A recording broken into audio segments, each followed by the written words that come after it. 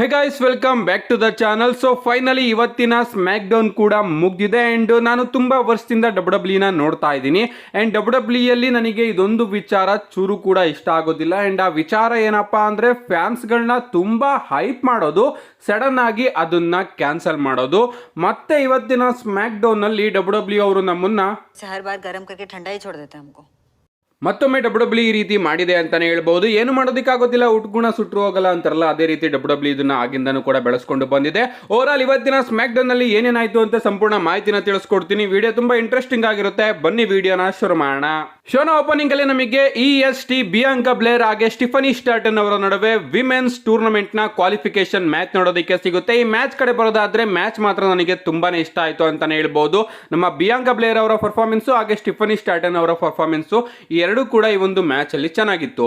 ಈ ಮ್ಯಾಚ್ ನ ಎಂಡಿಂಗ್ ಕಡೆ ಬರೋದಾದ್ರೆ ಎಂಡಿಂಗ್ ಅಲ್ಲಿ ನಮ್ಮ ಸ್ಟಿಫನಿ ಸ್ಟಾರ್ಟನ್ ಅವರು ತಮ್ಮ ಅದ್ಭುತವಾದ ಮೂನ್ ಸಾಲ್ಟ್ ನ ಕನೆಕ್ಟ್ ಮಾಡೋದಕ್ಕೆ ಹೋಗ್ಬೇಕಾದ್ರೆ ಹಂಗೆ ಅದನ್ನ ರಿವರ್ಸ್ ಮಾಡಿ ನಮ್ಮ ಬಿಯಾಂಕಾ ಬ್ಲೇರ್ ಅವರು ತಮ್ಮ ಫಿನಿಶರ್ KOD ನ ಕನೆಕ್ಟ್ ಮಾಡಿ ಈ ಒಂದು ಮ್ಯಾಚ್ ಅಲ್ಲಿ ವಿನ್ ಆಗಿದ್ದಾರೆ.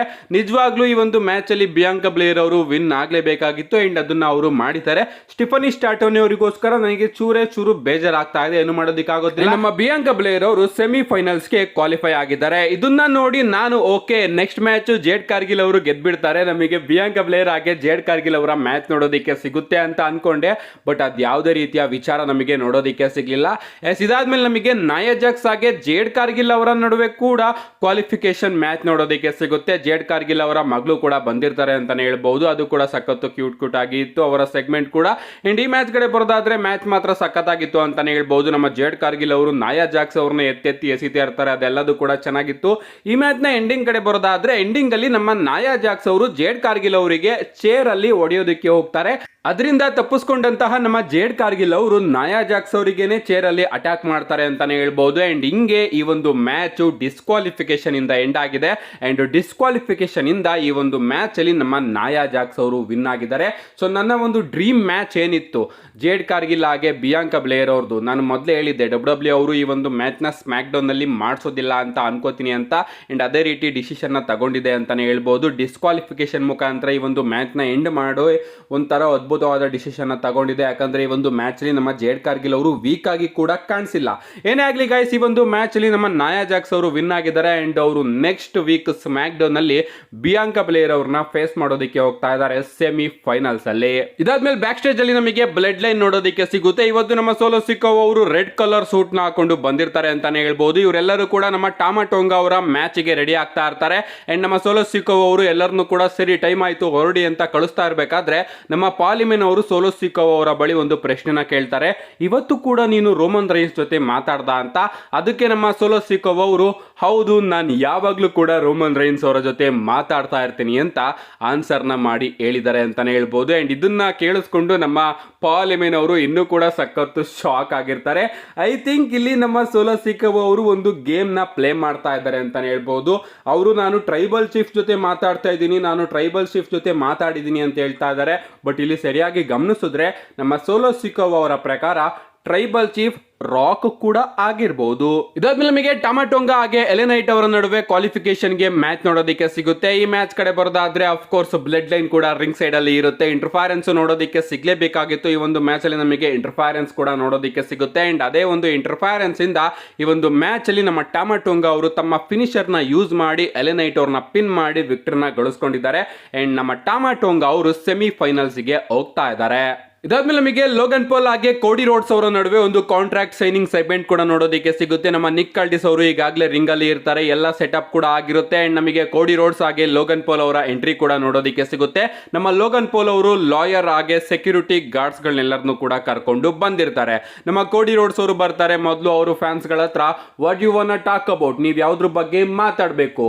ಓಕೆ ಲೋಗನ್ ಪಾಲ್, ನಾನ್ ನಿನ್ ಬಳಿ ಒಂದು ಪ್ರಶ್ನೆನ ಕೇಳಬೇಕು. ನಿನಗೆ ಗೊತ್ತಾ 32 ವರ್ಷಗಳ ಹಿಂದೆ ಈ ಒಂದು ಜಾಗದಲ್ಲಿ ಏನಾಗಿತ್ತು ಅಂತ ಕೇಳ್ತಾರೆ.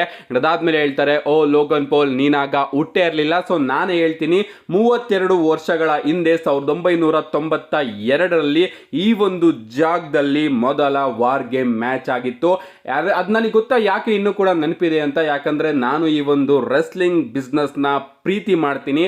ಬಟ್ ನೀನು ಇಲ್ಲಿಗೆ ಬರೀ ಟೂರ್ಗೋಸ್ಕರ ಬಂದಿದ್ಯಾ, ಬರೀ ಮೆಮೊರೀಸ್ಗಳನ್ನ ಮಾಡ್ಕೊಳ್ಳೋದಕ್ಕೋಸ್ಕರ ಬಂದಿದ್ಯಾ? ಸೊ ನಿನ್ನ ಈ ಒಂದು ಟೂರು ಮುಗ್ದಿದೆ ಅಂಡ್ ನೀನ್ ಇವಾಗ ಬಸ್ನ ಇಳಿಬೇಕಾದಂತಹ ಟೈಮ್ ಬಂದಿದೆ. ಯಾಕಂದ್ರೆ ಸೌದಿ ಅರೇಬಿಯಾದಲ್ಲಿ ನಾನು ನಿನ್ನನ್ನು ಸೋಲಿಸಿ ಆ ಒಂದು US ಚಾಂಪಿಯನ್ಶಿಪ್ ನು ಕೂಡ ತಗೊಂಡು ಗ್ರ್ಯಾಂಡ್ ಸ್ಲಾಮ್ ಚಾಂಪಿಯನ್ ಆಗ್ತೀನಿ ಅಂತ ನಮ್ಮ ಕೋಡಿ ರೋಡ್ಸ್ ಅವರು ಹೇಳ್ತಾರೆ. ಇದಕ್ಕೆ ನಮ್ಮ ಲೋಗನ್ ಪಾಲ್ ಅವರು ನಾವಿಲ್ಲಿ ಮಾತಾಡೋದಕ್ಕೆ ಬಂದಿಲ್ಲ, ಕಾಂಟ್ರಾಕ್ಟ್ ನ ಸೈನ್ ಮಾಡೋದಕ್ಕೆ ಬಂದಿದೀವಿ ಅಂತ ಹೇಳ್ತಾರೆ. ಅಂಡ್ ನಮ್ಮ ನಿಕ್ ಆಲ್ಡಿಸ್ ಅವರು ಲೋಗನ್ ಪಾಲ್ ಅವರಿಗೆ ಕಾಂಟ್ರಾಕ್ಟ್ ನು ಕೂಡ ಕೊಡ್ತಾರೆ. ಬಟ್ ಆ ಕಾಂಟ್ರಾಕ್ಟ್ ನ ನೋಡಿದಂತಹ ನಮ್ಮ ಲೋಗನ್ ಪಾಲ್ ಅವರು ನಾನು ಯಾವತ್ತು ನನ್ನ ಚಾಂಪಿಯನ್ಶಿಪ್ನ ಆನ್ ದ ಲೈನ್ ಇಡ್ತೀನಿ ಅಂತ ಅಂದೇ ಇಲ್ಲ, ನಾನು ಬರೀ ಕೋಡಿ ರೋಡ್ಸ್ ಅವರ ಅನ್ಡಿಸ್ಪ್ಯೂಟೆಡ್ WWE ಚಾಂಪಿಯನ್ಶಿಪ್ಗೆ ಮಾತ್ರ ರೆಸಲ್ ಮಾಡ್ತೀನಿ ಅಂತ ಹೇಳಿರೋದು ಅಂತ ನಿಕ್ ಆಲ್ಡಿಸ್ ಅವರಿಗೆ ಹೇಳ್ಬಿಡ್ತಾರೆ. ಅಂಡ್ ಹೇಳ್ತಾನೆ ಆ ಒಂದು ಕಾಂಟ್ರಾಕ್ಟ್ ನ ಅರ್ಧ ಹಾಕಿ ಅವರೇ ಒಂದು ಹೊಸ ಕಾಂಟ್ರಾಕ್ಟ್ ನ ತೆಗಿತಾರೆ ಅಂತಾನೆ ಹೇಳ್ಬಹುದು. ಇದನ್ನ ಕೇಳಿಸ್ಕೊಂಡಂತಹ ನಮ್ಮ ನಿಕ್ ಆಲ್ಡಿಸ್ ಅವರಿಗೆ ತುಂಬಾ ಕೋಪ ಬರುತ್ತೆ. ಲೋಗನ್ ಪಾಲ್ ನೀನ್ ಮಾಡ್ತಿರೋಂಥದ್ದು ಬ್ಯಾಡ್ ಬಿಸ್ನೆಸ್, ನಾವು ಅಗ್ರಿ ಮಾಡಿದ್ದು ಇದಲ್ಲ. ನೀನು ನಿನ್ನ ಚಾಂಪಿಯನ್ಶಿಪ್ ಆನ್ ದ ಲೈನ್ ಇಡ್ತೀನಿ ಅಂತ ನನ್ನ ಹತ್ರ ಹೇಳಿದ್ಕೇನೆ ನಾನು ನಿನ್ನ ಹಾಗೆ ಕೋಡಿ ರೋಡ್ಸ್ ಅವರ ಮ್ಯಾಚ್ ನ ಬುಕ್ ಮಾಡಿದ್ದು ಅಂತ ಲೋಗನ್ ಪಾಲ್ ಅವರ ಬಳಿ ಕೋಪದಿಂದ ಮಾತಾಡೋದಕ್ಕೆ ಬರ್ತಾ ಇರ್ತಾರೆ. ಸಡನ್ ಆಗಿ ಲೋಗನ್ ಪಾಲ್ ಅವರ ಲಾಯರ್ ನೀನು ನನ್ನ ಕ್ಲೈಂಟ್ ನ ಬೆದರಿಸ್ತಾ ಇದೀಯಾ ಅಂತ ಮಾತಾಡೋದಕ್ಕೆ ಬಂದ್ಬಿಡ್ತಾರೆ. ಅಂಡ್ ಇದನ್ನೆಲ್ಲ ನೋಡ್ತಿದ್ದಂತಹ ನಮ್ಮ ಕೋಡಿ ರೋಡ್ಸ್ ಅವರು ನಿಕ್ ಆಲ್ಡಿಸ್ ಅವ್ರಿಗೆ ಹೇಳ್ತಾರೆ, ನಿಕ್ ಆಲ್ಡಿಸ್ ನನಗೆ ನೀನು ತುಂಬಾ ವರ್ಷಗಳಿಂದ ಗೊತ್ತು, ನನಗೆ ಗೊತ್ತು ನಿನಗೆ ಕೋಪ ಬಂದ್ರೆ ಏನ್ ಮಾಡ್ತೀಯಾ ಅಂತ, ಅದಕ್ಕೋಸ್ಕರ ಈ ಒಂದು ಬಿಸ್ನೆಸ್ ನ ನಾನೇ ಸಾಲ್ವ್ ಮಾಡ್ಕೋತೀನಿ ಅಂತ ಹೇಳಿ ನಮ್ಮ ನಿಕ್ ಆಲ್ಡಿಸ್ ಅವ್ರನ್ನ ಅಲ್ಲಿಂದ ಕಳಿಸ್ತಾರೆ ನಮ್ಮ ಕೋಡಿ ರೋಡ್ಸ್ ಅವರು. ಇದಾದ್ಮೇಲೆ ನಮ್ಮ ಕೋಡಿ ರೋಡ್ಸ್ ಅವರು ಹೇಳ್ತಾರೆ, ಲೋಗನ್ ಪಾಲ್ ನೀನ್ ಯಾವ ರೀತಿ ಫ್ಲಿಪ್ ಆಗ್ತೀಯಾ ಅಂತ ನನಗೆ ಚೆನ್ನಾಗಿ ಗೊತ್ತು, ಅದಕ್ಕೋಸ್ಕರ ನಾನು ಎಲ್ಲದಕ್ಕೂ ಕೂಡ ರೆಡಿ ಆಗಿದ್ದೀನಿ. ಅಂಡ್ ಮೈಕ್ ಟೈಸನ್ ಬಗ್ಗೆ ಮಾತಾಡೋದಾದ್ರೆ ಅವನು ನಿನ್ನ ಬ್ರದರ್ ಜೇಕ್ ಪೋಲ್ ನ ನಾಕ್ಔಟ್ ಮಾಡ್ತಾನೆ ಇನ್ನು 8 ದಿನದಲ್ಲಿ. ಅಂಡ್ ನಾನು ಕೂಡ ಸೌದಿ ಅರೇಬಿಯಾದಲ್ಲಿ ನಿನ್ನ ಸೋಲಿಸ್ತೀನಿ, ಓಕೆ ನನ್ನ ಒಂದೇ ಒಂದು ಚಾಂಪಿಯನ್ಶಿಪ್ ಆನ್ ದ ಲೈನ್ ಇರಲಿ ಅಂತ ನಮ್ಮ ಕೋಡಿ ರೋಡ್ಸ್ ಅವರು ಆ ಒಂದು ಕಾಂಟ್ರಾಕ್ಟ್ ಗೆ ಸೈನ್ ಮಾಡ್ತಾರೆ. ಸಡನ್ ಆಗಿ ಹಿಂದೆಯಿಂದ ನಮ್ಮ ಲೋಗನ್ ಪಾಲ್ ಅವರು ಕೋಡಿ ರೋಡ್ಸ್ ಅವರ ಮೇಲೆ ಅಟ್ಯಾಕ್ ಮಾಡೋದಕ್ಕೆ ಬರ್ತಾರೆ. ಬಟ್ ಅದನ್ನ ಡಾಜ್ ಮಾಡಿ ನಮ್ಮ ಕೋಡಿ ರೋಡ್ಸ್ ಅವರು ಲೋಗನ್ ಪಾಲ್ ಅವ್ರನ್ನ ರಿಂಗ್ ಇಂದ ಹೊರಗಡೆ ಎಸಿತಾರೆ ಅಂತಾನೆ ಹೇಳ್ಬಹುದು. ಇದಾದ್ಮೇಲೆ ನಮ್ಮ ಕೋಡಿ ರೋಡ್ಸ್ ಅವರು ಸೆಕ್ಯೂರಿಟಿ ಗಾರ್ಡ್ಸ್ ಗಳೆಲ್ಲ ಮೇಲೆ ಕೂಡ ಅಟ್ಯಾಕ್ ಮಾಡಿ ಸೆಕ್ಯೂರಿಟಿ ಗಾರ್ಡಿಗೆ ಟೇಬಲ್ ಮೇಲೆ ಒಂದು ಪವರ್ ಬಾಂಬ್ ನು ಕೂಡ ಕನೆಕ್ಟ್ ಮಾಡ್ತಾರೆ. ಅಂಡ್ ಯುನೈಟೆಡ್ ಸ್ಟೇಟ್ ಚಾಂಪಿಯನ್ಶಿಪ್ ನ ಇಟ್ಕೊಂಡು ಲೋಗನ್ ಪಾಲ್ ಅವರ ಮ್ಯಾಚ್ ಎಸಿತಾರೆ ಅಂತಾನೆ ಹೇಳ್ಬಹುದು. ಓವರ್ ಆಲ್ ಗೈಸ್ ನಾವೇನ್ ಅನ್ಕೊಂಡಿದ್ವಿ ಈ ಒಂದು ಮ್ಯಾಚ್ ಅಲ್ಲಿ US ಚಾಂಪಿಯನ್ಶಿಪ್ ಹಾಗೆ WWE ಚಾಂಪಿಯನ್ಶಿಪ್ ಎರಡು ಆನ್ ಇರುತ್ತೆ ಅಂತ, ಆ ಒಂದು ಇಂಟ್ರೆಸ್ಟಿಂಗ್ ವಿಚಾರನೂ ಕೂಡ WWE ಅವರು ಇವತ್ತಿನ ಸ್ಮ್ಯಾಕ್ ಡೌನ್ ನಲ್ಲಿ ತೆಗೆದಾಗಿದ್ದಾರೆ. ಅಂಡ್ ಇವರ ನಡುವೆ ನಾರ್ಮಲ್ ಆಗಿ ನಮಗೆ WWE ಚಾಂಪಿಯನ್ಶಿಪ್ ಗೆ ಮ್ಯಾಚ್ ನೋಡೋದಕ್ಕೆ ಸಿಗುತ್ತೆ. ಈ ಒಂದು ಮ್ಯಾಚ್ ಅಲ್ಲಿ ಆಫ್ ಕೋರ್ಸ್ ನಮ್ಮ ಕೋಡಿ ರೋಡ್ಸ್ ಅವರು ಗೆದ್ದೇ ಗೆಲ್ತಾರೆ. ಈ ಒಂದು ಮ್ಯಾಚ್ ಕೂಡ ನಾರ್ಮಲ್ ಮ್ಯಾಚ್ ಆಗಿ ನಮಗೆ ನೋಡೋದಕ್ಕೆ ಸಿಗುತ್ತೆ king and queen of the ring premium live event ಅಲ್ಲಿ. ಸೊ ಏನು ಇಂಟ್ರೆಸ್ಟಿಂಗ್ ಆಗಿ WWE ಅವರು ಈ ಒಂದು ಮ್ಯಾಚ್ ಅಲ್ಲಿ ಪ್ಲಾನ್ ಮಾಡಬಹುದಾಗಿತ್ತು, ಅದನ್ನು ಕೂಡ ತೆಗೆದಾಕಿ ಈ ಒಂದು ಮ್ಯಾಚ್ ನ ಬರೀ ನಾರ್ಮಲ್ ಮ್ಯಾಚ್ ಆಗಿ WWE ಅವರು ಕನ್ವರ್ಟ್ ಮಾಡಿದ್ದಾರೆ. ಇದಾದ್ಮೇಲೆ ನಮಗೆ ಲಿಗಾಡೋ ಡೆಲ್ ಫಂಟಾಸ್ಮಾ ಹಾಗೆ DIY ಅವರ ನಡುವೆ ಕೂಡ ಒಂದು ಟ್ಯಾಗ್ ಟೀಮ್ ಮ್ಯಾಚ್ ನೋಡೋದಕ್ಕೆ ಸಿಗುತ್ತೆ. ಸುಮ್ಮನೆ ಶೋ ಫಿಲ್ಲರ್ ಅಂತಾನೆ ಹೇಳ್ಬಹುದು ಈ ಒಂದು ಮ್ಯಾಚ್. ಈ ಒಂದು ಮ್ಯಾಚ್ ಅಲ್ಲಿ ನಮ್ಮ DIY ಅವರು ವಿನ್ ಆಗಿದ್ದಾರೆ. ಇದಾದ್ಮೇಲೆ ನಮಗೆ ಸ್ಮ್ಯಾಕ್ ಡೌನ್ ನ ಮೈನ್ ಇವೆಂಟ್ ನೋಡೋದಕ್ಕೆ ಸಿಗುತ್ತೆ. ವೈಪರ್ ರ್ಯಾಂಡಿ ಆರ್ಟನ್ ಹಾಗೆ ಕಾರ್ಮೆಲಾ ಅವರ ನಡುವೆ king of the ring tournament ನ ಕ್ವಾಲಿಫಿಕೇಶನ್ ಮ್ಯಾಚ್ ಅಂತಾನೆ ಹೇಳ್ಬಹುದು. ಈ ಮ್ಯಾಚ್ ಕಡೆ ಬರೋದಾದ್ರೆ ಮ್ಯಾಚ್ ಮಾತ್ರ ಅದ್ಭುತವಾಗಿ ನಮಗೆ ನೋಡೋದಕ್ಕೆ ಸಿಕ್ತು. ನಮ್ಮ ಕಾರ್ಮೆಲಾ ಹಾಗೆ ರ್ಯಾಂಡಿ ಆರ್ಟನ್ ಅವರ ಪರ್ಫಾರ್ಮೆನ್ಸ್ ಕೂಡ ಚೆನ್ನಾಗಿತ್ತು ಅಂತಾನೆ ಹೇಳ್ಬಹುದು. ನಮ್ಮ ರ್ಯಾಂಡಿ ಆರ್ಟನ್ ಅವರು ಟೇಬಲ್ ಮೇಲೆ ನಮ್ಮ ಕಾರ್ಮೆಲಾ ಅವ್ರನ್ನು ಕೂಡ ಆಗ್ತಾರೆ ಅಂತಾನೆ ಹೇಳ್ಬಹುದು. ಒಳ್ಳೊಳ್ಳೆ ಮೂವ್ಸ್ಗಳು ಕೂಡ ನಮಗೆ ಈ ಒಂದು ಮ್ಯಾಚ್ ಅಲ್ಲಿ ಕಾರ್ಮೆಲಾ ಅವರ ಕಡೆಯಿಂದ ನೋಡೋದಕ್ಕೆ ಸಿಕ್ತು. ಈ ಒಂದು ಮ್ಯಾಚ್ ಅಲ್ಲಿ ನಮಗೆ ಕಾರ್ಮೆಲಾ ಅವರ ಕಡೆಯಿಂದ ತಮ್ಮ ಫಿನಿಶರ್ ಕೂಡ ನೋಡೋದಕ್ಕೆ ಸಿಗುತ್ತೆ. ಬಟ್ ಆ ಒಂದು ಫಿನಿಶರ್ಗೂ ಕೂಡ ನಮ್ಮ ರ್ಯಾಂಡಿ ಆರ್ಟನ್ ಅವರು ಕಿಕ್ಔಟ್ ಮಾಡ್ತಾರೆ ಅಂತಾನೆ ಹೇಳ್ಬಹುದು. ಈ ಒಂದು ಮ್ಯಾಚ್ ನ ಎಂಡಿಂಗ್ ಕಡೆ ಬರೋದಾದ್ರೆ ಎಂಡಿಂಗ್ ಅಲ್ಲಿ ನಮ್ಮ ಕಾರ್ಮೆಲಾ ಅವರು ರೋಪಿಗೆ ಟಚ್ ಮಾಡಿಕೊಂಡು ಬರ್ತಾ ಇರ್ತಾರಲ್ಲ, ನಮ್ಮ ಕೋಡಿ ರೋಡ್ಸ್ ಅವರು ಕೋಡಿ ಕಟರ್ ನ ಕನೆಕ್ಟ್ ಮಾಡೋದಕ್ಕೆ ಯಾವ ರೀತಿ ಬರ್ತಾ ಇರ್ತಾರೋ ಅದೇ ರೀತಿ ಮೂವ್ನ ಕನೆಕ್ಟ್ ಮಾಡೋದಕ್ಕೆ ನಮ್ಮ ಕಾರ್ಮೆಲಾ ಅವರು ಕೂಡ ಬರ್ತಾರೆ. ಸಡನ್ ಆಗಿ ಔಟ್ ಆಫ್ ನೋವೇರ್ ನಮಗೆ RKO ನೋಡೋದಕ್ಕೆ ಸಿಗುತ್ತೆ. ಲಿಟ್ರಲಿ ಗೈಸ್ ಮಿಡೇರ್ ಅಲ್ಲಿ ನಮಗೆ ರ್ಯಾಂಡಿ ಆರ್ಟನ್ ಅವರ ಕಡೆಯಿಂದ RKO ನೋಡೋದಕ್ಕೆ ಸಿಗುತ್ತೆ. ಅದ್ ಮಾತ್ರ ಸಕ್ಕತ್ತಾಗಿತ್ತು ಅಂತಾನೆ ಹೇಳ್ಬಹುದು.